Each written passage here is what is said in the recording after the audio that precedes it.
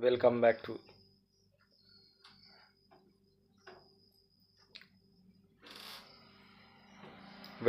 Education zone. कैसे हैं आप लोग? आई होप कि अच्छे ही होंगे।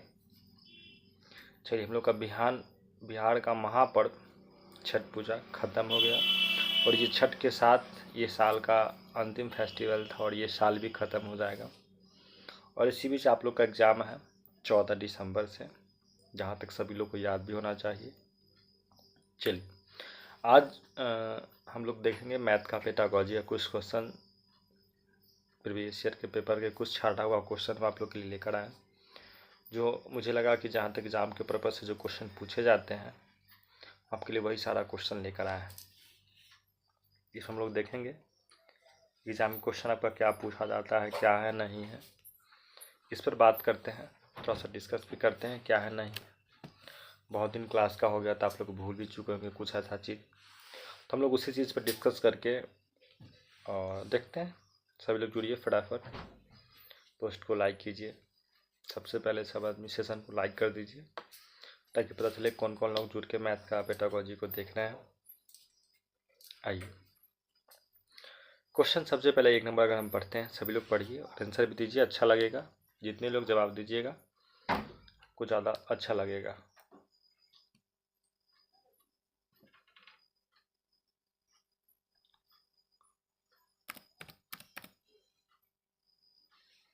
चलिए, आइए क्वेश्चन नंबर 1 हम लोग पढ़ते हैं। सबसे पहले मेरा क्वेश्चन नंबर 1 क्या दिया हुआ है कि निम्नलिखित में से कौन सा कथन गणित के प्रकृति के बारे में सही उपयुक्त है।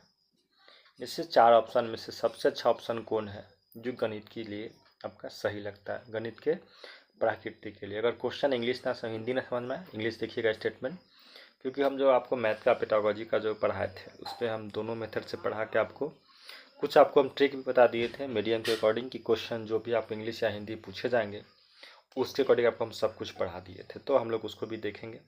चलिए, क्वेश्चन नंबर आपका 1 क्या कह रहा है कि इसमें से कौन सा कथन आपके लिए सही है।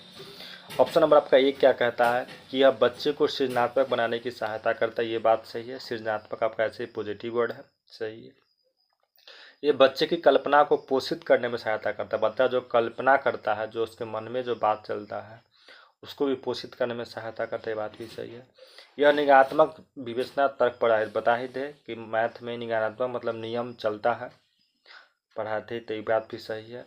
और यह हमेशा अभिसारी, तो ये गलत हो गया। ये अभिसारी और अपसारी दोनों था, बताते ना, थिंकिंग में बताए थे कि क्लोज और ओपन दोनों टाइप के क्वेश्चन पूछे जाते हैं।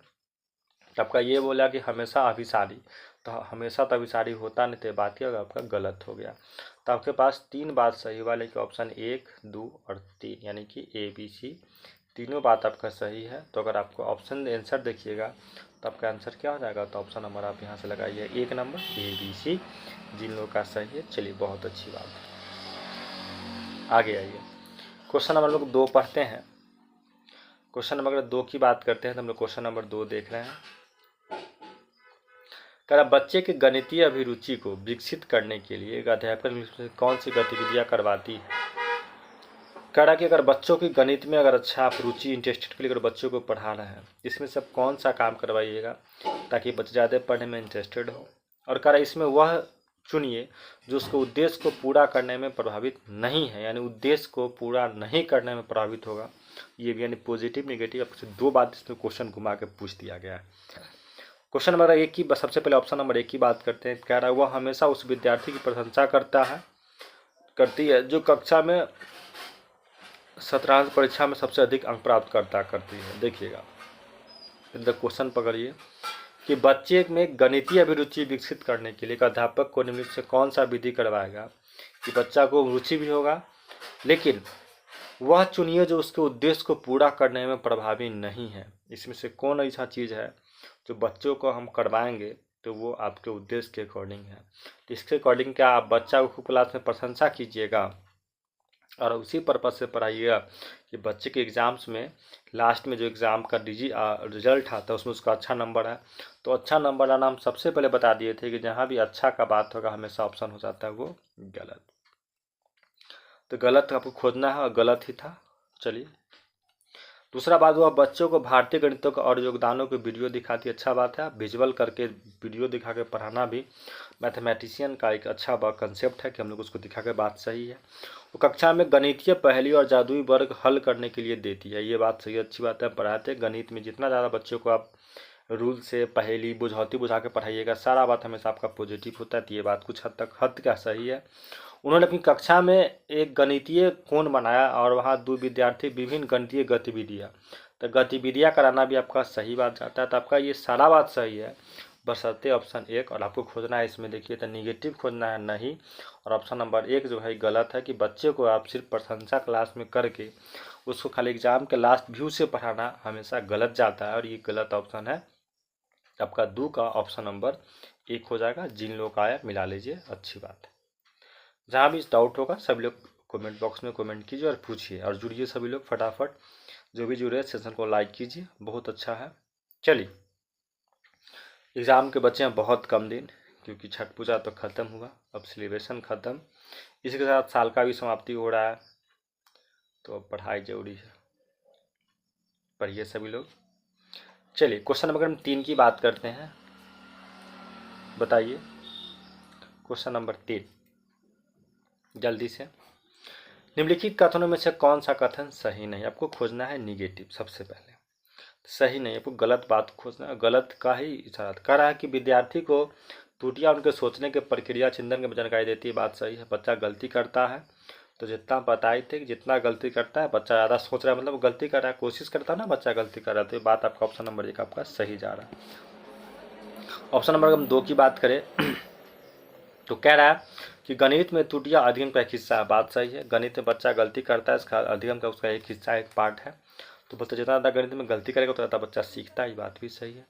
गणित में त्रुटियां शिक्षक को उनके पाठ्य योजना बनाने में मदद करता है, ये बात भी सही है कि अगर बच्चा गणित में कहाँ गलती करता है, अगर आप उसके बारे में जानकारी को पूर्ण रूप से मिलता है, तो आप पता कीजिए कि ना बच्चा को हम कहाँ पढ़ा और बच्चा क्या चीज़ गलती कर रहा है। अगर इस चीज़ को अगर आपको पता चल रहा है अच्छी तरह से, तो आपको इससे एक चीज़ पकड़ में आ जाएगा कि चलिए हमको थोड़ा सा अपना योजना बदलना है।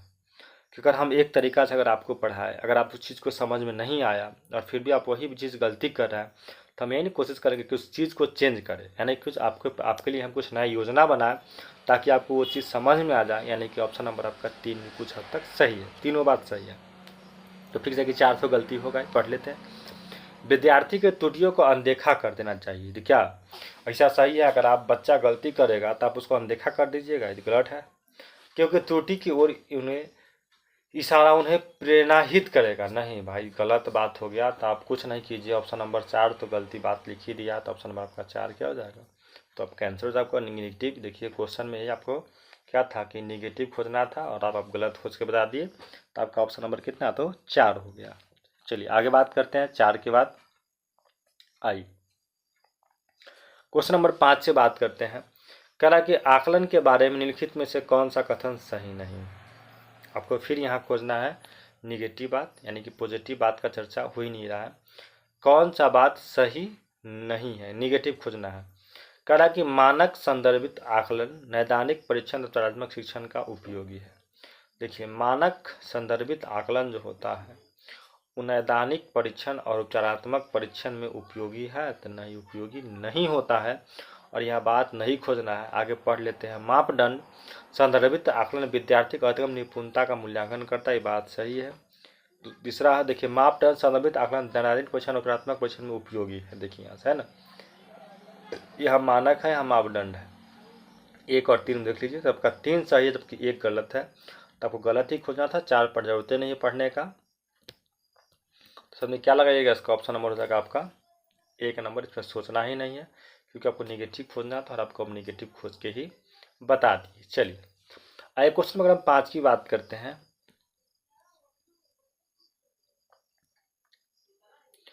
क्वेश्चन नंबर 5 की बात करते हैं, तो 5 नंबर क्वेश्चन को पढ़िए। कह रहा है गणितीय अधिगम सामग्री, इसमें से कौन सा सामग्री जो है आपके लिए सही लग रहा है, देखिएगा। ऑप्शन नंबर 1 क्या कह रहा है कि सूत्र के प्रदर्शन में शिक्षक की मदद करती है। सूत्र के प्रदर्शन में शिक्षक का कोई मदद नहीं। गणित में अधिगम गणितीय अधिगम सामग्री मतलब पढ़ाने का कौन कौन सा टूल्स है, तो सूत्र कोई टूल्स थोड़ा ही नहीं होता जो सहायता करेगा। आपका ऑप्शन नंबर 1 फार्मूला रटने का चीज़ है, बच्चा को दीजिएगा तो रटे के याद करेगा ना। तो कोई टूल्स में फार्मूला टूल्स में गिनती नहीं होता है, पढ़ाने का आपका सामग्री नहीं है। स्वतः अधिगम में विद्यार्थी को मिलता है, ठीक है, स्वतः जो है बच्चा सेल्फ कोई काम करता है तो बात हमेशा बच्चा के लिए सही जाता है। आगे देखते हैं, निर्देश देने में शिक्षा में निर्देश टूल से आप निर्देश ऑर्डर तो दे नहीं सकते हैं। कक्षा में अधिगम वातावरण का निर्माण करने, देखिए बात अधिगम वातावरण निर्माण ये भी सही और आपका कुछ हद तक दोनों सही, यानी बी और डी, यानी कि ऑप्शन नंबर आपका क्या हो जाएगा, तो गौर से देखिएगा इसमें, तो आपका ऑप्शन नंबर 3 लगा लीजिए, जिनका भी है सही है, बी और डी इसका हो जाएगा कि बच्चा को जो गणित पढ़ाने समय जो हम अधिगम का सामग्री के रूप में जिसका हम लोग उपयोग करते हैं वो उपयोग जो है आपका यही 2 चीज़ आपका होता है, कंफर्म कर लीजिएगा। चलिए आइए क्वेश्चन नंबर हम नेक्स्ट बात करते हैं, सब लोग क्वेश्चन नंबर 6 की बात कीजिएगा। तो क्वेश्चन नंबर 6 क्या कह रहा है, चलिए सब इसको देखते हैं। आइए क्वेश्चन नंबर 6 क्या कर रहा है कि राष्ट्रीय शिक्षा नीति, सभी लोग को पढ़ाए भी थे, NEP 2020 से क्वेश्चन है, के अनुसार देश भर में विभिन्न विषयों में ओलंपियाड या और प्रतियोगिता डैश होगी, यानी कि अगर देश पूरा देश की बात हो रहा है कि जब NEP आपके देश में लागू होगा तो इससे जो आपका जो भी ओलंपियाड का एग्ज़ाम चाहे कोई भी प्रतियोगिता एग्ज़ाम जो होगा वो कैसा होगा, सरल मजबूत। देखिए सबसे पहली बात है तो 2 को निगेटिव बात है, 3 और 4 देख लीजिए, सब आदमी देख लीजिए, हतोत्साहित प्रोत्साहित सही होता है जबकि निगेटिव बात है, जो सबसे पहले तो आपका 2 ही खत्म हो गया, ऐसे काट दीजिए। सरल मतलब होता है हल्का मजबूत मतलब स्ट्रोक, यानी कि अगर NEP 2020 लागू होता है तो हमारे देश में जितना सारा ओलंपियाड एग्ज़ाम होता है, फिर जो भी प्रतियोगिता एग्ज़ाम होता है, कॉम्पिटिटिव एग्ज़ाम, वो क्या होगा, बहुत ज़्यादा मजबूत होगा, यानी इसके अकॉर्डिंग आपका ऑप्शन नंबर क्या होगा, तो 2 हो जाएगा। सभी लोग मिलाइए, आंसर सभी लोग का सही होना चाहिए, आई होप। चलिए अभी तक जो भी नहीं जुड़े जुड़िए, ख़त्म है आपका फेस्टिवल, ख़त्म है, प्रेशर बनाइए एग्ज़ाम का कि कैसे एग्ज़ाम को निकाल लेना है, समय बचे हैं बहुत कम। अपना चालू भी होगा, आपका टेस्ट सीरीज चालू है क्योंकि सिलेबस खत्म है तो टेस्ट सीरीज ही चालू होगा। चलिए क्वेश्चन नंबर आगे बात करते हैं, हम क्वेश्चन नंबर 7 की बात करें तो आइएगा क्वेश्चन नंबर हम लोग 7 देखते हैं। 7 बहुत अच्छा क्वेश्चन है, कह रहा अधिक कम लंबा छोटा दूर समीप बड़ा छोटा आदि किसका अवधारणा है। अगर आप कंसेप्ट पढ़ा रहे हैं बच्चे को, छोटा बड़ा का तुलना करके दिखा रहे हैं, ऐसा देखिए अगर बच्चों को आप कंसेप्ट पढ़ा रहे हैं, छोटा बड़ा का सर्कल देखिए है ना, तो अगर आप पैसा पढ़ा रहे हैं टिक आउट करने के लिए बच्चे को कहिएगा इसमें टिक कीजिए कौन छोटा है कौन बड़ा है क्या है, तो ये पढ़ाने का कंसेप्ट किसका है, आखिर किसके लिए हम लोग इसका एग्जाम्पल का प्रयोग करेंगे।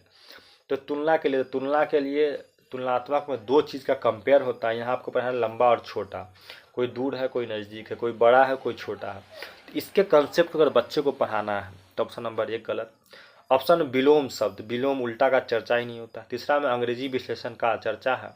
आप पढ़ाते हैं पूर्व संख्या के लिए, यानी कि पूर्व संख्या ने प्री नंबर की कंसेप्ट पढ़ाने के लिए कि कौन 1 कौन 2 है, तो इसके अकॉर्डिंग आपका ऑप्शन नंबर कितना हो जाएगा, तो देख लीजिए 4 नंबर ऑप्शन आपका सबसे ज़्यादा है, ऑप्शन इसका क्या 4 होगा। क्लियर। आइए क्वेश्चन नंबर अगर आगे बात करते हैं 8 का, बताइए हम लोग 8 नंबर क्वेश्चन को देखते हैं। आइए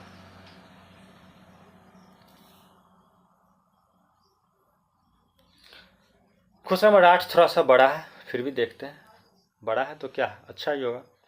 आइए क्वेश्चन आपका NEP 2020 से है कि NEP 2005 राष्ट्रीय पाठ चर्चा रूपरेखा, NCF पढ़ाए थे उसी से संबंधित का क्वेश्चन है आपका। कह रहा है NCF 2005 के अनुसार कक्षाओं के ऊपर किए गए शोध बताते हैं कि लड़कियां को गणित में विशेषज्ञता के योग न मानकर उनकी काफ़ी व्यवस्थित अमूल्य होता है, जबकि वे गणित में अच्छा प्रदर्शन करती है। इसका सबसे बेहतर उपयुक्त कारण क्या हो सकता है। मतलब अपना ये गाइडलाइंस किया है NCF 2005, लेकिन निकाला कि लड़की जो है गणित में काफ़ी उतना अच्छा नहीं लागे फिर भी अच्छा प्रदर्शन कर पाती है। सबसे इसका कारण क्या हो सकता है, तो गणित में लड़का लड़की खराब प्रदर्शन के गणित में प्रचलित भय को कारण होता है, डर अब जाति ये सब करना नहीं है। गणित अपनी प्रकृति द्वारा पुरुष का प्रधान विषय है, ये बात हो गया कि स्पेशल पुरुष पर बात, ऐसा बात नहीं है। समाज के लिंग संबंधी धारणाओं इन मान्यताओं को ले जाती है कि लड़के समस्या समाधान ज़्यादा नवीन कार्यक्रम उपयोगी है, जबकि कह रहा कि समाज की लिंग संबंधी धारणाएं इस मान्यता की ओर ले जाती है कि लड़के समस्या समाधान की ज़्यादा नवीन कार्यविधि उपयोग करते हैं, जबकि इसलिए उन्हें बेहतर अवधारणा। ये बात देखिए सही है कि चौथा कि लड़कों में गणितीय क्षमता जन्मजात, ये बातें गलत हो गई, जन्मजात ऐसा कोई बातें नहीं था। आपका ऑप्शन नंबर आप 3 सभी लोग पढ़ लीजिए कि कह रहा है कि बात सही है कि समाज का जो भी लिंग अवधारणा माना गया कि लड़का जो है गणित का हर एक समस्या, जो नया नया कार्यविधि उससे जुड़ा हुआ जो भी बात होता है उसमें सबसे ज़्यादा एक्टिव होता है और तुरंत उसको समस्या का समाधान लगता है। कहीं भी शादी विवाह फंक्शन, चाहे कोई भी फेस्टिवल फंक्शन होता है, उसमें जो हिसाब बारी का डाटा जो होता है वो पूरा रिकॉर्ड रखने में ज़्यादा होता है। तो ये समाज से एक लिंग का अवधारणा हो गया, मतलब हो गया कि ये माना गया कि कोई भी नया नया नवीन जो कार्यविधि होगा इसके लिए उन्हें बेहतर अवधारणा के लिए समझा जाता है, इसी वजह से ऐसा होता है। और ऑप्शन आपका नंबर क्या हो जाएगा, तो आपका 3 सभी लोग का सही होगा। मिलाइए फटाफट। आइए क्वेश्चन नंबर अब 8 के बाद अगर 9 की बात करते हैं तो 9 नंबर क्वेश्चन सभी लोग पढ़ते हैं। आइए क्वेश्चन नंबर 9 क्या कह रहा है, हम लोग उसको भी एक बार देख लेते हैं। 9 क्या कह रहा है, देखिए। कह रहा कक्षा शोध यह दर्शाता है कि अधिकांश विद्यार्थी गणित को उसी कक्षा में जो अन्य विषय पढ़ते हैं उन्हें अधिक कठिनाई समझते। गणित की प्रकृति कौन सा इस भय को बढ़ावा देता है। यानी शोध में दर्शाया गया है कि अधिकांश विद्यार्थी गणित को उसी कक्षा में जो अन्य विषय में वे पढ़ते हैं उसमें उसको अधिक समझते हैं, लेकिन गणित में उनका समस्या है। इसका कारण क्या है, इसका कारण यही ना होगा कि गणित में विस्तृत ज्ञान भंडार नहीं, ज्ञान भंडार नेगेटिव बात हो जाता है। गणित में दिए गए प्रश्न के अनेक उत्तर होने पर व्यापक, तो ये अनेक उत्तर नहीं, गणित का उत्तर एक होता है, उसका बनाने का तरीका अलग होता है। गणित में यही एक सबसे बड़ी खासियत है कि आप तरीका कोई भी अपनाइए, बनाने का विधि बहुत सारा हो सकता है लेकिन उसका आंसर हमेशा कोई एक ही होता है। तीसरा, गणित में किसी समस्या का समाधान करने के लिए कई अलग अलग प्रणालियों व्यापक, की बात सही है कि आप तरीका से लेकिन आगे पढ़ते हैं। तो गणित में प्राकृतिक अवधारणाओं की अमूल्य प्रकृति है, और ये बात सही है कि जो बच्चा का भय का जो डर है, यही कारण है कि गणित में प्राकृतिक अवधारणाओं का जो होता है अमूल्य प्रकृति की वजह से बच्चे के साथ ऐसा कुछ होता है। आगे चलिए क्वेश्चन नंबर 9 की बात, अगर 10 की बात करें, चलिए सभी लोग उसको बताइएगा आंसर। क्वेश्चन नंबर 10 आपके स्क्रीन पे है ये, आइए चलो कीजिए। क्या कह रहा है क्वेश्चन नंबर 10, क्या कह रहा है सो देखते हैं। क्वेश्चन नंबर 10 कह रहा है कि निम्नलिखित में से किसने गणितीय खगोल विज्ञान के क्षेत्र में काम किया। ये सभी लोग को पता है कि खगोलीय यहाँ बात हो। देखिए गणित के अगर गणितीय दिवस हम लोग जो मनाते हैं वो मनाते हैं रामानुजम के, ठाकुर रामानुजम जी थे जो विश्व के सबसे बड़े गणितज्ञ कहलाते थे, तो उनके नाम से हम लोग गणितीय दिवस नेशनल मैथमेटिशियन डे हम लोग सेलिब्रेट करते हैं। तो वो उनका दिन था रामानुजम जी का, तो वो चलेगा नहीं। यहाँ क्वेश्चन है गणितीय खगोल विज्ञान, यानी खगोल विज्ञान का बात हो रहा है, और जब खगोल विज्ञान का बात आएगा तो लगाइएगा क्या, तो आपका आर्यभट्ट तो था लेकिन सबसे बड़ा क्या भास्कर एक जो था सबसे ज़्यादा काम किया था आपको किस पे, तो खगोल विज्ञान पर काम किया था। और आपका ऑप्शन नंबर क्या हो जाएगा, तो 2 नंबर आपका सही होगा। चलिए क्वेश्चन अगर 11 की बात करते हैं, ये 11 नंबर पे देखिएगा, इसको भी देखते हैं हम लोग। क्या कह रहा है क्वेश्चन आपका 11 सो देखिए। कह रहा है कि निम्नलिखित में से कौन सी परिस्थिति का दर्शाता है कि बच्चे ज्ञान का निर्माण स्वयं करते हैं। यानी बच्चों कोई भी काम और खुद किस पर करेगा, किस कंडीशन में, सो देखना। आपको पॉजिटिव वर्ड खोजना है कि कक्षा का सर्वोत्तम छात्र पहाड़े ऊंचे स्वर में पढ़ा रही और उससे बाकी दोहराना, क्या बच्चे से ज्ञान का निर्माण होगा। यहाँ पढ़ाइएगा, दुक्का दुक्का पहाड़ा बच्चा रट रहा है आपके साथ साथ दोहरा रहा है, तो उससे ज्ञान का निर्माण बच्चा खुद से। ज्ञान का निर्माण कब होगा, जब बच्चा कोई भी काम खुद से खोज के करता है, तो वो आपका हमेशा ज्ञान का निर्माण ही कहलाता है। तो आपका ऑप्शन नंबर 1 सबसे पहले गलत होगा, इसको सोचना ही नहीं है। बच्चे एक साथ पहाड़ा कविता पाठ कर रहे हैं, एक साथ वही दोहराने वाला बात नहीं हुआ। तीसरा, बच्चे को हस्त, देखिए हस्त कौशल पॉजिटिव वर्ड, जैसे ग्रिड आयताकार गठित किया उनका प्रयोग, और देखिए खुद से बच्चा सारा काम कर रहा है। और चौथा कर रहा है शिक्षकों ने श्याम पट पर अधूरे पहाड़े लिखे और बच्चों को कहा श्याम पट पर लिख के पूरा कीजिए। सबसे अच्छा आपका ऑप्शन नंबर जा रहा है 3 नंबर, कि बच्चा कोई भी काम जहाँ हस्त कौशल का बात होगा, बच्चा खुद से सब चीज़ बनाएगा, उसमें खुद गतिविधियाँ करेगा, उसका प्रयोग करेगा, खुद पैटर्न का खोज करेगा, ये बात सबसे अच्छा सही जाता है और 100% यही से सिक्योर जाएगा आपका आंसर। तो आपका ऑप्शन नंबर क्या 3 हो जाएगा। चलिए सभी लोग लगाइए ऑप्शन नंबर 3 यहाँ से। आगे बात करते हैं क्वेश्चन नंबर 12 का, देखिएगा जो लोग बनाए उनका आंसर दीजिए। क्वेश्चन नंबर 12, क्वेश्चन नंबर 12 क्या कह रहा है आप सभी लोग देखिएगा। क्वेश्चन नंबर 12 आपका कह रहा है कि एक सब्जी बेचने वाला पालक 60 रुपये प्रति किलो बेच रहा है। ठीक, सोनू ने 350 ग्राम पालक लिया, जिसके लिए सब्जी बेचने वाले ने सोनू को 21 यानी 6 जोड़ 6 जोड़ 6 जोड़ 3 दिया, यानी कि जो भी नोट था। सब्जी बेचने वाले द्वारा प्रयोग में लाया गया इस गणितीय कौशल संबंध के निम्नलिखित में से कौन सा कथन सही है। अब देखिए, सबसे बड़ी बात यहाँ है कि जो सब्जी बेचने वाली है ना, वो अनपढ़ है। व्यक्ति है गांव घर में, जो महिलाओं को ये सब नहीं आता है, तो हिसाब सुनने का उनका तरीका यही है कि आपको 10-10 का नोट गिन के और उससे काउंट करके आपको दे देते हैं। ठीक, उनको यहाँ कंडीशन ही नहीं कि उसको नहीं पता है तो अपना 6 जोड़ 6 जोड़ 6 जोड़ ऐसे करके 3 करके पूरा का अपना जो भी पैसा रिकवरी किया। तो इसमें कह रहा कि यह गणितीय कौशल अस्पष्ट। अस्पष्ट कैसे हो गया? अस्पष्ट यानी कि जो लोग को नहीं आता, तो ये बात अस्पष्ट नेगेटिव बात है कि स्पष्ट होता है। यह कौशल कक्षा में गणितीय प्रश्नों को हल करने के लाभदायक नहीं है। नहीं कैसे है ना भाई, तरीका बच्चा पर जो समस्या उनके पास आया उससे अपना समाधान को निकाला, तो बात सही है, यहाँ लगे नेगेटिव। ऐसे कौशल गणितीय प्रश्नों को हल करने के वैकल्पिक तरीके विकसित की बात है ना, कि जो एक तरह से जो हम देने का तरीका, एक नया कंसेप्ट दिया कि अगर आपको नहीं आता है तो आप इस तरीका से भी बच्चे मतलब आप सामान का बेचने का समाधान निकाल सकते हैं। यानी ऑप्शन नंबर आपका हो गया सी, और सी यानी कि बोलने कितना, तो आपका ऑप्शन नंबर हो जाएगा यहाँ से। तो 4 नंबर आपका ऑप्शन सही जा रहा है कि केवल सी जो है वो सही होगा। ठीक, आइए क्वेश्चन नंबर अगर हम आगे बात करते हैं 13 का।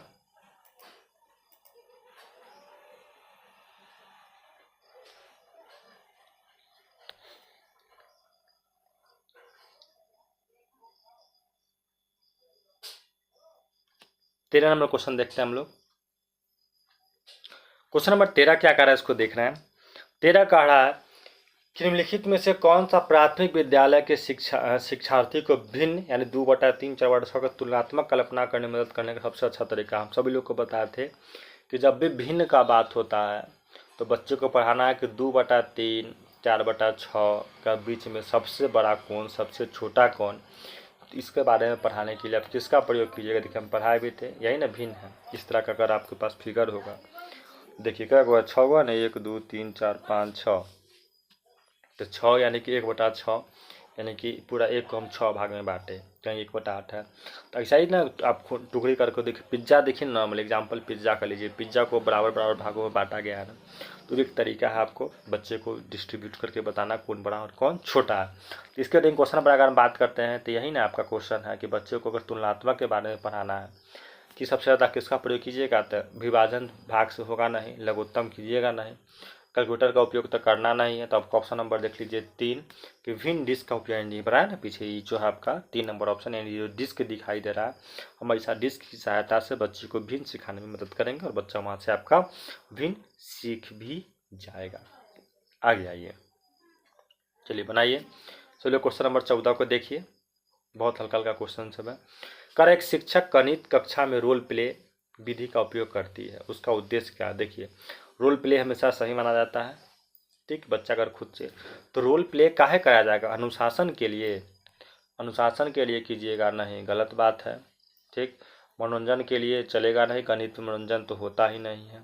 दूसरा कह रहा है बच्चों को व्यस्त रखना, नेगेटिव बात है, बिजी रखने के लिए हम लोग रोल प्ले नहीं करते हैं भाई, हम लोग करते हैं विचार और वही, यानी बच्चे के अंदर खुद से, यानी रोल प्ले का मतलब बच्चा के अंदर जो विचार आया उस विचार पर अगर हम बात करते हैं तो हमारा रोल प्ले कहलाता है। और इसके अकॉर्डिंग हमका ऑप्शन नंबर कितना, तो आपका 2 जो है वो सही होगा। चलिए आगे क्वेश्चन में अगर हम 15 की बात करते हैं,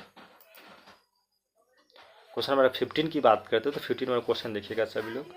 करा की संख्या बोध विकसित करने में उपकरण एवं महत्वपूर्ण भूमिका निभाती है। निम्नलिखित में से कौन सा उदाहरण है जो विद्यार्थी में उपकरण के कौशल को प्रदर्शित करता है।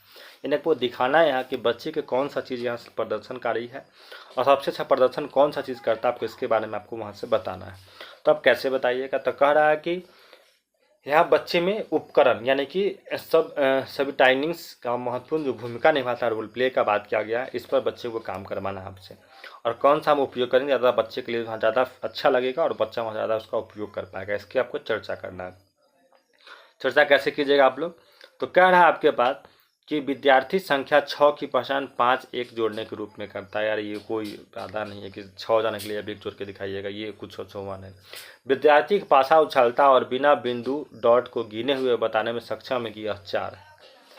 विद्यार्थी संख्या 4 की पहचान 5, ये भी नहीं चलेगा, 1 और 3 तो बराबर ही है, 4 भी। देखिएगा बच्चा के अंदर कौन लाना है, तो विकसित उपकरण, यानी बच्चा बिना डॉट गिने हुए, उससे कंसेप्ट में बात आ जाना चाहिए कि आप एक बार डाइस को उछालेगा और वो खुद एक बार मतलब डॉट को गिनेगा भी नहीं, उसको पता चला कि हाँ 4 आया। देखते हैं हम लोग, जैसे आप लोग भी पहले क्या था कि बच्चों देखते, बच्चा गिनता था ना कि मेरा कितना डॉट डॉट गिन के बताइए, तो पता था मेरा 6 है तो 6 आया 4।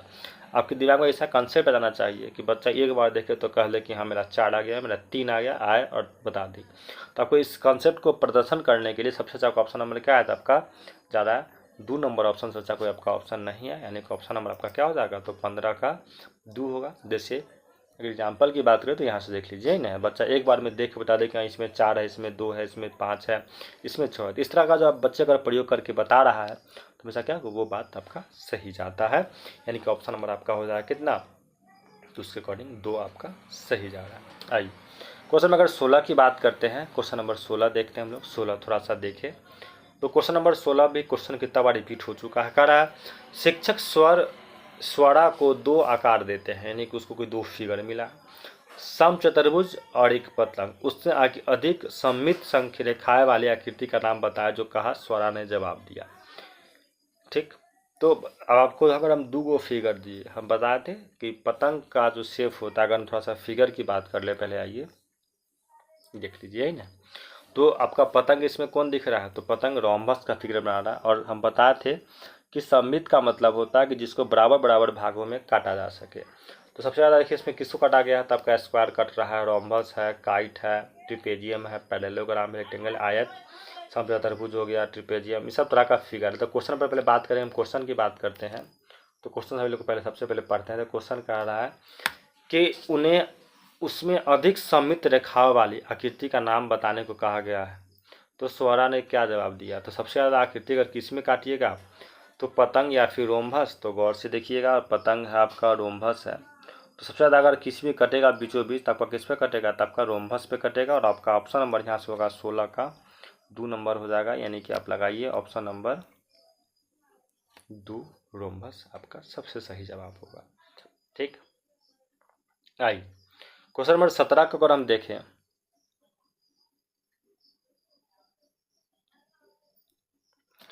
17 को देखते, निम्नलिखित में से कौन सा पोयला के समस्या समाधान मॉडल के अनुसार क्रम से, देखिए ये हम पढ़ा भी थे सभी लोग क्लास में कि अगर बच्चों को कोई चीज़ समस्या समझाना कैसे कैसे कि सबसे पहले आप कौन कौन काम कीजिएगा, आपको इसके बारे में पढ़ाना है। थोड़ा सा पहले भी कुछ डिस्कस कर लेते हैं, देखिएगा एक बार, देखिए ना पढ़ाया था। सबसे पहले क्या कीजिएगा आप, अंडर द प्रॉब्लम, बच्चे को समझना, फिर उसको प्लान को करना, फिर carry out the plan, look but और द सोल्यूशन, यानी यही तरीका आपका है। ये पोलन प्रॉब्लम सोल्यूशन मॉडल था कि बच्चों को पढ़ाने के लिए सबसे पहले आप कौन कौन काम कीजिएगा इसके बारे में को पढ़ाना था। तो अगर हम बात करते हैं ऑप्शन का, देखिए सबसे अच्छा आप क्या कीजिएगा ही ना, सबसे पहले बच्चा क्या करता है, तो बच्चा सबसे पहले समस्या को समझेगा या फिर समस्या क्या है, समस्या को समझ के उस पर योजना बनाएगा कि समस्या जब समझ में आ गया को उस पर योजना तैयार करेगा कि कैसे हमको समस्या का समाधान करना है। तो बच्चा उसके बाद क्या करेगा, आपका योजना बनाएगा। योजना बनाने के बाद योजना का कार्य करेगा उस पर, कार्य करके फिर से उसको जांचेगा। तो हिसाब से ऑप्शन आप नंबर आपका 2 देख लीजिए, आपका 2 ही यही है कि आपके पास जो भी समस्या आएगा पहले समस्या को समझिए, समस्या को समझने के बाद फिर योजना बनाइए कि हम कैसे समाधान कर सकते हैं। समाधान होने के बाद योजना का कार्यबंदी कीजिए, उस पर आप समाधान जब सोच लीजिए तो फिर काम कीजिए, और जब काम आपका होगा तो उसको जांच कर लीजिए। सबसे अच्छा यही आपका किसका था, तब पोलिया का समस्या समाधान मॉडल था। फिगर में हम यहाँ दे भी दिए हैं और हम क्लास में पढ़ाए थे, बस हम लिखवा दिए थे, हम ये नहीं लिखाए थे कि किसका ये था। तब पोलिया का प्रॉब्लम सॉल्विंग मॉडल दिया गया था कि सबसे पहले आप प्रॉब्लम को समझिए, फिर उस पर प्लान कीजिए, फिर उस प्लान पर काम कीजिए, फिर उसका क्या कीजिए, आप उसको जांच लीजिए कि हमने जो किया वो 100% सही है या नहीं। ऑप्शन नंबर आपका उसके अकॉर्डिंग 2 नंबर आपका ऑप्शन हो जाएगा। चलिए आगे बात करते हैं, 18 का बात की जाइए। 18 नंबर क्वेश्चन पर हम लोग बात करते हैं। 18 नंबर क्वेश्चन सब लोग पढ़िए। सबसे पहले क्या कह रहा है आपका, 18 नंबर क्वेश्चन कह रहा है निम्नलिखित में से कौन सा गणित अवधारणाओं के प्रकृति के संदर्भ में सत्य नहीं है। आपको निगेटिव खोजना है अमूर्त है ये होता है, श्रेणीबद्ध है, तर्कसंगत हम बताए थे, मूर्त प्रकृति नहीं होता है। मैथ का जो लॉजिकली होता है, पढ़ाए भी थे कि मैथ का जो भी लॉजिकली होता है वो क्या होता है आपका, तो सब कुछ अमूर्त होता है। यहाँ मूर्त का बात हो गया, तो बात हो गया आपका ऑप्शन नंबर 4 हो गया। आइए 19 पर आइए। कह संख्याओं का स्थानीय मान पढ़ाने के बाद शिक्षक निम्नलिखित प्रश्न हल करने के लिए दिया। आप टीचर हैं और आप बच्चे को स्थानीय मान पढ़ा दिए। मान लीजिए आप 2 अंक 3 और 5 लेते हैं। इन दोनों अंकों का उपयोग समान बार करते हुए 4 अंकों वाली संख्या बनाइए। क्या आपका उत्तर अन्य है? उपयुक्त संदर्भ में से कौन सा कथन सही है? किस तरह का प्रश्न है पहले देखना है। यह एक खुले सिले बड़ा प्रश्न है और छात्रों को आपस में एक दूसरे से उत्तरों का विश्लेषण और रचना करने का अवसर प्रदान करता है। देखिए यहाँ इस बात सही है कि आपको 2 अंक मिला, इसे आपको डिजिट बनाना है, तो आपका खुला मुक्त वाला प्रश्न हुआ, बात सही है। और बच्चा इसमें अपना आपको विश्लेषण करेगा, डिस्कशन करेगा, बच्चों का मौका मिल रहा है, तो बात सही है। ऑप्शन में दूसरा है कि बंद गलत हो गया। तीसरा में हतोत्साहित लग गया। देखिए सब में निगेटिव बात लिखा हुआ है, देखिए बंद सिरा तो है नहीं, निगेटिव बात है, निगेटिव बात है। तो बच कौन गया आपके पास ऑप्शन नंबर 1 की बात, बच्चों को मौका मिलेगा, बच्चा खुद से इस पर विश्लेषण करेगा, मौका खोजेगा, तब जाकर आपको अगर सब कुछ बताता है तो आपका ये बात सही होता है। आइए 20 नंबर क्वेश्चन की बात करें हम।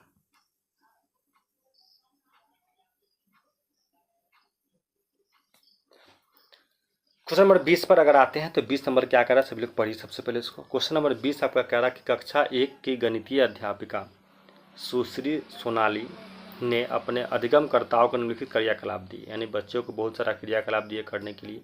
क्या क्या था वो क्रियाकलाप, हम इसके बारे में पढ़ते हैं। कह रहा है कि विभिन्न आकार और रंगों वाले सिपिया, कंकड़, पत्थर, टोकन का बलीकरण करना। चलिए अच्छी बात है, बच्चा बांट रहा है तो खुशी की बात है। विभिन्न छड़ियों और उनके लंबाई के अनुसार बंडल को गड्ढे में एकत्रित करना, यानी क्यों नहीं गड्ढा बनाने की जगह जमा करके रखना है, कि जगह सेम साइज का गड्ढा बनाना। लड़कियों, पंखों, पत्तियों और अपने आसपास के परिवेश को एकत्रित करना, उन्हें समूह में बांधना। और मोतियों के धागे पिरोने गणना के लिए माला बनाना। सब इतना सारा जो हम बच्चों को काम दिए, इस काम देने का मेन मकसद क्या था? प्राथमिक कक्षाओं में फुर्सत मौज मस्ती के लिए किया गया। देखिए फुर्सत और मौज मस्ती के अगर आप काम करवाते हैं तो ये काम हमेशा आपका जाता है निगेटिव। तो ऑप्शन नंबर सबसे पहले आपका 1 हो गया गलत। दूसरा कह रहा है क्वेश्चन आपका कि समय नष्ट करते हैं क्योंकि शिक्षक को पाठ्य पुस्तक दिए गए हल करने में बल देना चाहिए। समय नष्ट करना नेगेटिव है, जबकि समय तो बच्चा को सीखने के लिए दिया गया ना, तो आपका ऑप्शन नंबर आपका यहाँ से आपका 2 भी हो गया आपका गलत। तीसरा में लग गया आपका केवल, और केवल लगा हुआ बात तो सबसे पहले खत्म है। कह रहा है केवल पूर्व प्राथमिक कक्षा के लिए किए जाते हैं और कक्षा 1 के लिए ये असंगत, जबकि ऐसा बात नहीं है, तो आपका ये भी हो गया गलत। तो बच कौन गया आपका ऑप्शन नंबर 4 पढ़ते हैं हम लोग। तो ऑप्शन नंबर 4 थोड़ा सा देख लीजिए। तो क्या करा आपका ऑप्शन नंबर 4 की अंक गणित में महत्वपूर्ण अवधारणाओं जैसे संख्या, गणना परिचय देने के लिए बच्चों को हम लोग ये तात्पर्य करवाते हैं, और ये बात आपका सही है। तो आपका ऑप्शन नंबर 4 सभी लोग का सुनना चाहिए। 20 का ऑप्शन नंबर 4 ही सही होगा, इसमें कोई शक और संदेह की बात नहीं है। तो आपका ऑप्शन नंबर हो जाएगा यहाँ से 4। आइए क्वेश्चन नंबर 21 की बात करते हैं। तो 21 क्या कह रहा है हम लोग इसको देखते हैं। क्वेश्चन आपका 21 क्या कह रहा है, देखिए 21 कह रहा है आपका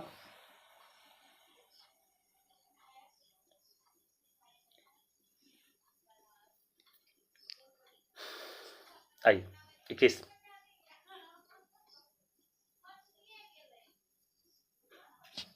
आइए क्वेश्चन नंबर 21 देखते हैं।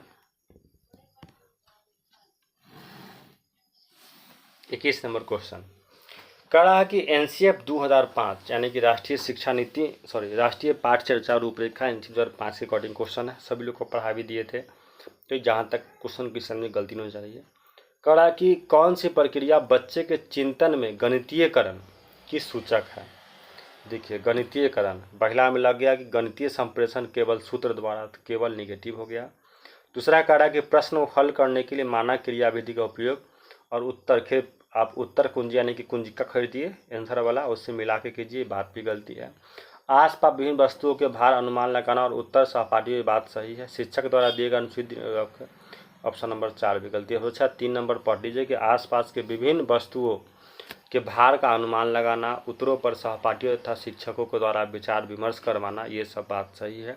तो आपका 21 का हो जाएगा ऑप्शन नंबर 3 हो जाएगा, इसका अच्छा कोई ऑप्शन नहीं है। अगर हम 22 नंबर क्वेश्चन की बात करते हैं तो आइए, जो भी लोग लेट से जुड़े सेशन को सबसे पहले लाइक कर दीजिए। छठ पूजा ख़त्म हो गया है, ये भी याद रखिएगा। एग्ज़ाम का बहुत कम दिन बचा हुआ, ये भी याद रखिएगा। और अब पढ़ाई कर लीजिए, बहुत कम समय है और पढ़ना बहुत ज़्यादा है स्कोरिंग, क्योंकि जितना दिन आप लोग छठ पूजा सेलिब्रेट किए हैं ना, सब कुछ भूल गए होंगे हमको जहाँ तक पता है। कि रिवीजन कर लीजिए सभी लोग, आप क्लास में रिवीजन करके ही आइएगा, ऑफलाइन में ज़्यादा आपके लिए बेटर होगा। क्वेश्चन नंबर 22 क्या कह रहा है, ये भी क्वेश्चन आपका एनसीएफ से ही क्वेश्चन है और कह रहा है कि एनसीएफ 2005 के अनुसार गणितीय शिक्षा का आकार, चौड़ाई और गोलीय होने के स्थान पर ज़्यादा ऊंचा और तर्क आकार हो गया है। इसका अर्थ क्या है? तो कह रहा है प्राथमिक विद्यालय और उच्च विद्यालय के शिक्षण में पारस्परिक संवाद संप्रेषण नहीं है निगेटिव, जबकि है 1 नंबर गलत। दूसरा कह रहा है कठिनाई में श्रेणीबद्ध स्तर अनुसार दिया गया, ये बात भी गलत है। नए विचार का परिणाम वृद्धि करना। सबसे अच्छा देखिए, कह रहा है कि तर्कनुमा होने का मतलब हो गया कि पाठ्य चर्चाओं में गणितम होने के कारण कुछ आधारभूत विषयों को काट छाट की गई, जिससे नए विचार समावेश हो जाए, जिसके उच्च गणितीय अध्ययन करने की बात सही है ना।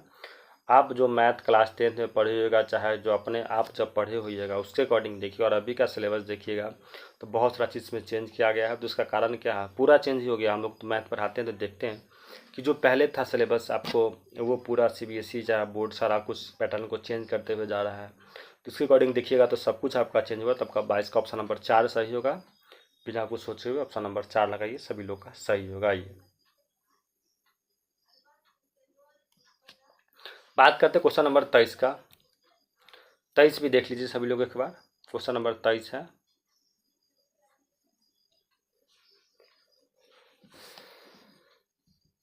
आइए। गणित के अध्ययन में सामान्यतः अवधारणाओं यानी मानचित्र मैप का उपयोग किया जाता है। अवधारणा और मानचित्र के बारे में दिए गए कथनों में कौन सा कथन सही है? देखिए, बच्चों गणित पैटर्न में कौन करते हैं? फ्रेम, मैपिंग, सब चीज़ का उपयोग करते हैं ताकि बच्चा ज़्यादा अच्छा से गणित तरह का सीख सके। तो उसका कारण क्या है समझाने का? अगर आप ऐसे बच्चों को पढ़ाते हैं तो क्यों पढ़ाते हैं? तो यह एक जटिल जाल तंत्र है जो कि एक अवधारणाओं सभी उप अवधारणाओं के बीच संबंध को चित्रित करता है। ये बात सही है। ये कंसेप्ट है कि जितना सारा उलझा हुआ बच्चा का समस्या का सबका वो समाधान करेगा। ये बात सही है आपका। एक अवधारणा की सभी उप अवधारणाओं के लिए एक रैखिक, देखिए रैखिक व्यवस्था नहीं है, ये क्रम में हो ही नहीं सकता है। इनका उपयोग नैदानिक उपकरणों के रूप में छात्रों को अधिक कठिनाई देगी। बात सही है कि आप अगर देखिए कोई ऐसे आपको समस्या से फंस गया, हम देखते हैं, बताते हैं क्लास में कि आप कोशिश करते हैं उसका पैटर्न पहले फिगर बना। जैसे अगर बच्चों को क्षेत्रमिति आयत पढ़ा रहे हैं, वर्ग पढ़ा रहे हैं, तो पहले हम उसको फोटो बना के दिखाएंगे। तो मैप का हम वहाँ उपयोग करेंगे। नैदानिक कहने का मतलब कि समस्या का खोज करके उसको समाधान करना। तो ये बात भी आपका कुछ हद तक सही है कि बच्चा नहीं समझेगा तो हम उसको ग्राफ से समझा सकते हैं, तो आपका उससे भी सही है। यह गणित की प्रकृति के बारे में कई जानकारियाँ अंतरिक्ष प्राप्त करने में अध्यापक की सहायता करता है। बात भी सही है कि मैप के माध्यम से हम बहुत सारी नई चीज़ खोज के बच्चों को पढ़ाएंगे। जो बच्चा इस चीज़ को अच्छा से नहीं जानता हो तो मैपिंग करेंगे और बच्चे को पढ़ाएंगे। तो आपका ऑप्शन नंबर इसमें क्या हो जाएगा? तो अगर हम ऑप्शन की बात करते हैं तो आपका ऑप्शन नंबर हो जाएगा यहाँ से सबसे अच्छा। तो आप लगाइए ऑप्शन नंबर 4। ऑप्शन नंबर आपका 4 हो जाएगा। ए, सी और डी ये तीनों सही है, सिर्फ बी को छोड़ के। ये सारा बात सही है, यानी अकॉर्डिंग टू मैथ कंसेप्ट से सभी लोग का ये सही जाएगा। सभी लोग देख लीजिए इसको। आइए आगे बात करते हैं हम लोग क्वेश्चन नंबर 24 का। गजब का क्वेश्चन है, देखते हैं। कह रहा है कि निम्नलिखित में से कौन सा युग्म सही मिलान को प्रदर्शित करता है? आपको सही बताना है कि कौन इसमें सही है। चलिए हम लोग देख भी लेते हैं कौन सही है, पता चल जाएगा अभी। क्वेश्चन नंबर 1 क्या कह रहा है आपका कि निम्नलिखित में से रचनात्मक का मतलब क्या है? तो हम सभी लोग को पढ़ाए थे। रचनात्मक आकलन का मतलब होता है मिलान करना है। इसमें रचनात्मक आकलन यानी इसमें पढ़ाए थे। रचनात्मक मतलब बच्चे को समस्या का खोज करना। चलिए मिलाते हैं। देखिए रचनात्मक आकलन याद कीजिए, हम सभी लोग को पढ़ाए थे। एक होता है रचनात्मक आकलन का मतलब हो गया कि हम मूल्यांकन में पढ़ाए थे कि बच्चे को पढ़ाने के बीच में अगर आप बच्चे से टेस्ट लेते हैं, कुछ पूछते हैं, होमवर्क देते हैं, HW, CW असाइनमेंट का वर्क, सब आकार रचनात्मक मूल्यांकन। मतलब इसमें सिंपल से याद रखिए कि बच्चे में हम जो पढ़ाए उसमें बच्चे में क्या क्या बदलाव आया, इस चीज़ को देखने के लिए हम लोग रचनात्मक मूल्यांकन का उपयोग करते हैं। और इसके अकॉर्डिंग आपका 1 का सब पढ़ लीजिए। आपका ऑप्शन नंबर 1 का 4 नंबर क्वेश्चन आपका सही होगा। समझ में आते हैं हम लोग, लिख लेते हैं 1 का 4। आइए 2 पर, शिक्षक यानी शिक्षक केंद्रित शिक्षा का मतलब हो गया कोई ऐसा शिक्षा जो सिर्फ शिक्षक के अकॉर्डिंग होता है, उसमें बच्चे का कोई भूमिका नहीं हो, बच्चा आएगा सुनेगा जाएगा, शिक्षक को जो मन होगा वही चीज़ को पढ़ाएगा। तो अब देखिएगा यहाँ से कह रहा है कि बच्चे तथ्यों को स्मरण करते हैं और लिखित परीक्षा के द्वारा आंकते हैं, यानी कि आपका बी नंबर अगर 2 की बात करें तो 2 का 1 हो जाएगा।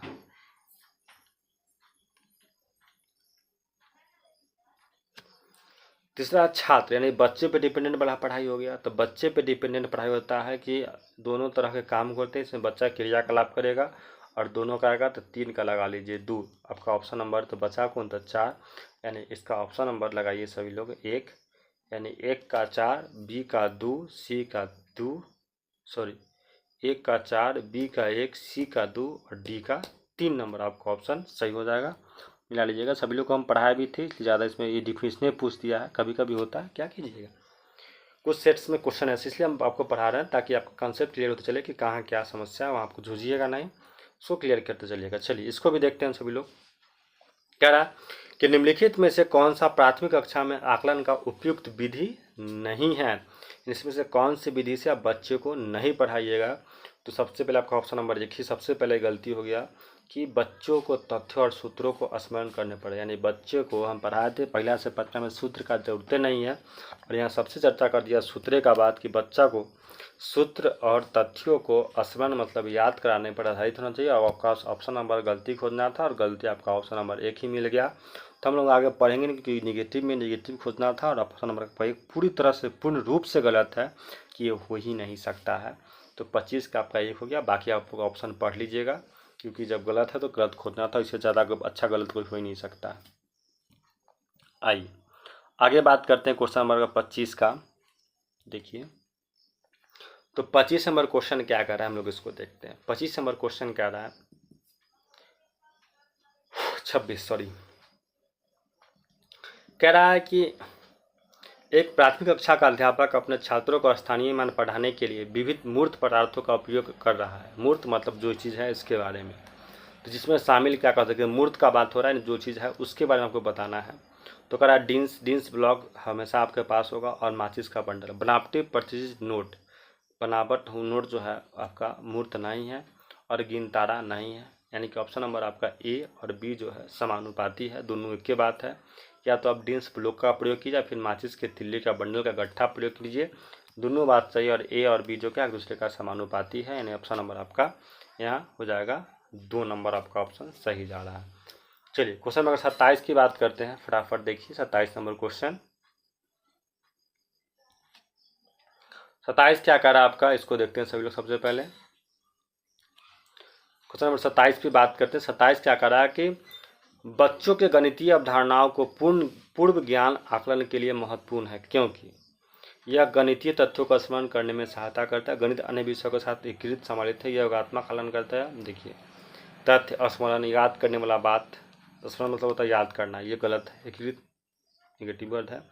आकलनात्मक सहायता होता है, सबसे अच्छा योगात्मक पढ़ाया था। योग का मतलब एग्जाम के सबसे सत्र के लास्ट में जो एग्जाम होता है उसको कहते हैं योगात्मक आकलन, बात गलत हो गया, उसमें सहायता करेगा, उसमें तो पास फेल का मतलब है। आपका ऑप्शन नंबर सबसे अच्छा 4 देखिए, गणितीय अवधारणाओं की प्रकृति को श्रेणीबद्ध यानी क्रम में बच्चों कंसेप्ट को पढ़ाना सबसे अच्छा ऑप्शन होता है, इससे अच्छा कोई आपका ऑप्शन हो ही नहीं सकता। क्वेश्चन नंबर अगर हम आगे बात करते हैं 28 का, तो 28 देखिएगा। 28 कह रहा है आपका कि निम्नलिखित संज्ञानात्मक क्षेत्र स्तरों पर अपसारी चिंतन, किसके बारे में बात किया इसको भी देखिएगा। आपका अपसारी, अभिसारी नहीं, अपसारी चिंतन के प्रक्रियाओं के कौन सा उत्तरदायित्व है। तो अपसारी चिंतन का मतलब हो गया, या अगर इंग्लिश में बात कीजिएगा तो level of the conjunctive domain of responsibility of the thinking process, बच्चा सोचने वाला। तो ज्ञान अबोधन ये सब होगा नहीं, सबसे ज़्यादा बच्चा किस पर करेगा, तो देखिए ऑप्शन नंबर 2 पढ़ लीजिए कि विश्लेषण और संश्लेषण का मूल्यांकन करके बच्चा जितना थिंकिंग वाला क्वेश्चन यानी अब चिंतन वाला उस सब का उत्तरदायित्व आपका यही होता है। ऑप्शन नंबर आपका 28 का हो जाएगा बी। आइए 29 नंबर क्वेश्चन का बात करते हैं, बहुत गजब का क्वेश्चन है, सभी लोग उसको देखिएगा। बहुत करा कि बच्चा को गुना दिया गया 76 × 32 को हल करने के लिए। एक विद्यार्थी जो गुना किया, देखिए तरीका था 70 पहले 6, 32 में 2 किया, फिर 70 में एक बार 30 से गुना किया, यानी अपना इस विधि से गुना किया। तो इस तरीका का जो विधि है, ये कौन सा विधि हम लोग सभी लोग को पढ़ाए भी थे कि ये जो विधि है बच्चा क्या किया। ऑप्शन नंबर 1 में सबसे पहले देख लीजिए कि यहाँ हतोत्साहित करना है, आप काट दीजिएगा तो गलती हो गया। विद्यार्थी गुणन का अवधारणाओं का ज्ञान है, ज्ञान है भाई हो, ज्ञान है तब ने इतना बड़ा लंबा प्रोसेस किया, प्रोसेस सही है। विधि गुणन के नियमों को समझा, इन बच्चों इस चीज़ को समझा, गुणन का ये सब विधि है, ब्रज गुणन विधि सब पढ़ाएंगे, अगर नहीं पढ़े फिर से रिपीट लिखवा देंगे। तो ये बात सही है। और चौथा में है कि विद्यार्थी 0 अंक मिलेंगे, नहीं हो, निगेटिव भी नहीं है। आपका ऑप्शन नंबर हो जाएगा यहाँ से 3 कि ये गुना का विधि और बच्चा गुणे की विधि से एक क्वेश्चन को हल किया है, और ये बात सही है। आपका क्वेश्चन नंबर 29 का हो जाएगा 3 नंबर ऑप्शन सभी लोग का सही होना चाहिए। आइए, ये क्वेश्चन हम सभी लोग को बहुत बार पढ़ा चुके हैं और ये आना ही चाहिए और सभी लोग का सही होना चाहिए। कह रहा है कि जियो बोर्ड पर आधारित क्रियाकलाप से परिचय देने के लिए अति उपयुक्त कारण हो सकता है, कौन हो सकता है, देखते हैं। जियो बोर्ड पर आधारित क्रियाकलाप के परिचय देने के लिए अति उपयुक्त कारण कौन हो सकता है। सबसे अच्छा जियो बोर्ड पर क्रियाकलाप यानी बच्चे से काम करवाना सबसे अच्छा कौन सकता है। तो रेखा कोण पढ़ाना, भिन्न त्रिभुज, जैम। देखिए हम पढ़ाए थे, हम लोग जियो बोर्ड का उपयोग किस पर करते हैं, तो बच्चे को ज्यामितीय अवधारणाओं के कंसेप्ट को पढ़ाने के लिए, समझाने के लिए हम लोग उपयोग करते हैं। आपका ऑप्शन नंबर 4 होगा। अगर फिगर से दिखाइए, देखिए ज्यामितीय नहीं पढ़ाए थे, याद कीजिए, फिगर ही बताए थे कि जैसे हटाइएगा या त्रिभुज बन जाएगा, वर्ग बन गया, इस आयत बन गया, या आपका समचतुर्भुज बन गया। इस तरह से पढ़ाने के लिए हम कंसेप्ट का उपयोग करते हैं, जियो बोर्ड का उपयोग करते हैं। आपका ऑप्शन नंबर कितना, तो आपका ऑप्शन नंबर यहाँ से 4 हो जाएगा। और आपका एक्सरसाइज आपका ये खत्म होगा। 30 का कंटेंट बनाया, किन लोग कितना कितना सही हुआ फटाफट सब लोग आंसर दीजिए। जो लोग नहीं जुड़े हैं बहुत पछताइएगा, क्योंकि अब एग्ज़ाम के बहुत कम दिन बचे हुए हैं और हम कोशिश करेंगे कि सबसे ज़्यादा दोनों माध्यम से पढ़िए, ऑफलाइन ऑनलाइन डिस्कशन जब होते रहेगा ना तो क्लास में ज़्यादा आप लोग के लिए बेनिफिट। क्योंकि छठ पूजा खत्म हो गया तो अब कोई बहाना नहीं चलेगा, क्योंकि पढ़ना है और रिजल्ट लाना है तो पढ़ना तो पड़ेगा ही, कोई उपाय नहीं है। ठीक, आइए चलिए, सभी लोग अभी तक सेशन को लाइक नहीं किए, एक बार लाइक कर दीजिए। तो भी लास्ट में जुड़े हैं कमेंट कीजिएगा किनका कितना कितना सही कितना गलत हुआ सेशन क्लास में। ओके, थैंक यू सभी लोग को, शुभ रात्रि।